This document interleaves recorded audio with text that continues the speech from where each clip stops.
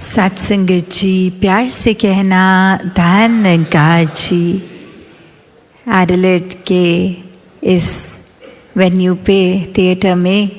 सभी ये सत्संग का पिछले कुछ घंटों से जो आनंद ले रहे हैं और हर एक के भाव हर किसी ने जो सुने, तो एक वही मैसेज जो युगों युगों से संतों ने दिया कि ये एक ही कलाकार की पूरी सृष्टि, चाहे देखने में अलग अलग हैं सब, एक स्वभाव सबका अलग अलग, खाना पीना अलग अलग, फिर भी ये जो एक कॉमन थ्रेड है वो यही परमात्मा, ये सत्य, और जो ये नो वन बी वन का भी संदेश साथ ही, कि ये जो यात्रा है, जो एक को जानकर एक होने वाली बात, ये एकत्व की बात है, ये वननेस की बात है कि कैसे ये जीवन में हर कोई जहाँ एक बैकग्राउंड चाहे जो भी हो, कहीं से भी आ रहे हों, पर ये जब परमात्मा जीवन में आ जाता है, ये ब्रह्म ज्ञान से इस परमात्मा को हर समय 24 घंटे अपने अंग संग देख के दिल में एहसास इसका कर सकते हैं, तो ये आत्मा और परमात्मा का मिलन, ये एकत्व हो जाता है। और इस एकत्व के बाद हर किसी से एक हो जाना संभव हो जाता है, बहुत ही स्वाभाविक हो जाता है, बहुत ही नेचुरली हर किसी के लिए मन में प्यार आ जाता है, आदर सत्कार आ जाता है, कोई दूसरा अपने से अलग लगता ही नहीं, सभी में एक ये ही परमात्मा दिखता है। तो ये ऊपरी रूप अलग अलग हो सकते हैं, जैसे अभी भी हम थिएटर में हैं जहाँ प्लेस को एक्ट करते होंगे, और कैसे उसमें चाहे कोई एक ऑस्ट्रेलियन पर्सन होगा, वो एक्टिंग कोई ब्रिटिश पर्सन की भी कर सकते हैं वो, और कोई रूप अपना धारण कर सकते हैं, पर ये जितनी देर के लिए वो एक्टिंग करनी है, उतनी देर के लिए चाहे वो अपने आप को वैसे प्रदर्शित कर भी लें किसी और की तरह, पर स्टेज से उतरते ही वो तो वही इंसान है, चाहे वो स्टेज पे चढ़ के भी किसी और नाम से थे, पर असल जीवन में तो कुछ और ही है। उसी तरह एक हम अपने जीवन में भी देखें तो चाहे ये रूप रंग आकार पैदाइश कहीं का भी बैकग्राउंड हमारा हो, ये हमारा हकीकत नहीं है, ये तो इस परमात्मा ने एक किरदार की तरह ये भेज दिया इस संसार में। तो असल क्या है हम, ये आत्मा तो शरीर नहीं है, और ये परमात्मा आत्मा का ही मिलन सच्चाई है, क्योंकि ये परमात्मा खुद सच्चाई है, यही सच है, यही समय के साथ नहीं बदलता, यही नहीं कटता, इसी का एक विस्तार सीमित नहीं है, ये समय के साथ नहीं बदलता। तो कैसे जब इस स्थिर के साथ मन जुड़ जाता है, तो असल में हम जीते जी भी स्थिर हो जाते हैं, जीते जी इस ब्रह्म में लीन हो जाते हैं, और फिर इसी जीवन के दौरान इसके साथ हर समय जुड़ेंगे, तो ये मोक्ष मुक्ति, ये सैल्वेशन की बात, कि ये हकदार भी तभी बनेंगे जब हर पल जीते जी इसको मन में बसाएंगे। तो कैसे एक जीवन में जहाँ मानवीय गुणों की बात होती है, ये ह्यूमन वैल्यूज़ की होती है, ये भी तभी स्वाभाविक आ जाते हैं जब जीवन में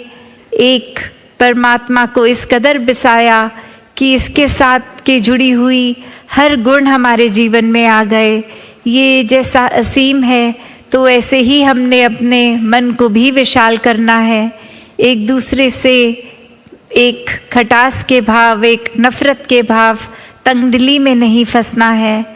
ये परमात्मा को अक्सर प्यार के साथ ही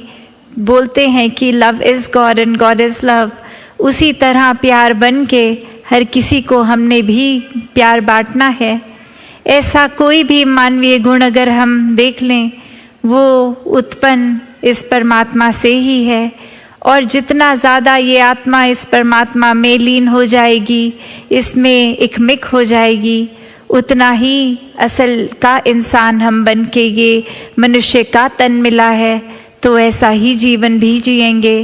फिर ये कोई बनावटी गुण नहीं होंगे कि कुछ चंद व्यक्तियों के साथ आज हैं, मिलना है तो कुछ घंटों के लिए अच्छे बन गए। नहीं, भक्त तो हर समय का ही भक्त होता है, कुछ घंटों का भक्त नहीं होता। चाहे वो सत्संग में है उस समय, या घर में या कामकाज में, भक्त तो भक्त ही होगा। जैसे कोई स्टूडेंट्स हैं, अगर वो स्कूल के अंदर भी उस समय हैं तो भी वो स्टूडेंट ही कहलाया जाएगा। जब वो समर ब्रेक पे हैं, अपनी छुट्टियों पे, तो भी कोई पूछे आप क्या करते हैं, तो जवाब में यही आएगा, हम स्टूडेंट हैं। चाहे वो पूरी छुट्टियों में एक किताब, एक अक्षर भी ना पढ़ा हो, वो रहेंगे तो स्टूडेंट्स ही। तो ऐसे ही एक जीवन भक्त का, जहाँ हर समय 24 घंटे की भक्ति है, ये उठते बैठते सोते जागते अपनी सारी रोल्स एंड रिस्पॉन्सिबिलिटीज़, ये कर्तव्यों को निभाते हुए भी भक्ति ही भक्त हर समय करता है। कोई काम में जब प्राथमिकता इस परमात्मा को दी जाए, वो स्वाभाविक रूप में ही भक्ति बन जाती है। ये एहसास की बात है, ये एकमिक होकर उसी से अपने आप को अलग ना महसूस करते हुए, तो ऐसा ही जीवन जीना भक्तों ने सिखाया है। वरना तो जिस समय हम इस परमात्मा को भूल जाएं, वहीं अहंकार भी मन में साथ ही आ जाएगा, नेगेटिविटी आ जाएगी, अंधेरे आ जाएंगे। तो ऐसा भी स्वभाव बन जाता है इंसान का कि फिर एक दूसरे से नफरत करने के अनेकों कारण बना लेगा, जो कारण होगा भी नहीं। ऐसे भी कह देंगे कि वो इंसान पसंद नहीं है, कारण नहीं पता क्यों नहीं अच्छा लगता, बस अच्छा नहीं लगता, ऐसा तक कह देते हैं, सोच बना लेते हैं, बेवजह ही नफरतों के कारण बन जाते हैं। और जैसे संसार में हम देखते हैं that people do odd things to get even, कि किसी के लिए एक मन में बात रख ली कि ये इंसान ने एक समय पे कुछ ऐसी बात कह दी थी, वो आज तक दिल में है हमारे, उस इंसान को माफ़ नहीं कर पा रहे, उस इंसान के साथ प्यार नहीं कर पा रहे, इतने हिसाब रख के बैठे हैं, इतना बोझ हम अपने अंदर मन के बना कर बैठे हैं कि ये एक समय आएगा तो उसने मेरे साथ ऐसा किया तो मैं उसके ये बोलूँगा, ये करूँगा। ऐसे तो ये स्कोर सेटल हो रहा है आज की दुनिया में कि किसी ने कुछ कहा तो उससे बढ़ चढ़ कर और बुरा उसको कह दिया जाए,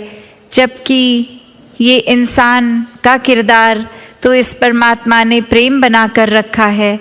तो कैसे हम अपने से अलग ही व्यवहार करते जा रहे हैं, जो मूल रूप में ये परमात्मा के गुण हैं हम में, उससे तो काफ़ी अलग हैवानों वाला जीवन जी रहे हैं। तो जीवन के श्वास बहुत ही अनमोल हैं, इनको व्यर्थ नहीं जाने देना, वरना तो एक पल लगता है सूक्ष्म सा भी अहंकार आने में, ये इतना छोटा भी कि खुद को भी अक्सर पता नहीं लगता कि इस समय वो विनम्रता हमारे अंदर नहीं है, एक अहंकार ने उसकी जगह ले ली है। जैसे एक कहानी भी है जहाँ एक इंसान अपने गुरु के पास, पहले उनके बचपन में उनके शिष्य होते हैं और फिर कामकाज किसी और शहर में करके बहुत ही धन दौलत कमाकर फिर अपने एक गुरु के पास आते हैं कि अब